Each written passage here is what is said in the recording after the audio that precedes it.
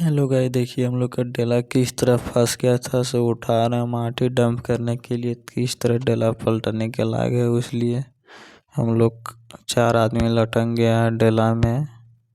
आप लोग देखिए, लाए थे जेसीबी नहीं निकाल पाया। उधर जेसीबी भी गड़ा गया था। उसके बाद हम लोग डंप कर दिए माल। एक गाड़ी और फंसा था। अभी देखिए 3 गाड़ी खड़ा है, आगे जेसीबी है। किस तरह देखिए नज़ारा, ये है नज़ारा सड़कों का। इसीलिए बोलते हैं गाड़ी चलाओ बचा के, थोड़ा कीचड़ में मत लमाओ।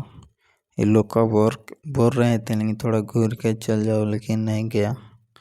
उतने कारण डेला पलटी मारने से बच गया। देखिए आप लोग किस तरह माटी गिरा रहा टार के भी।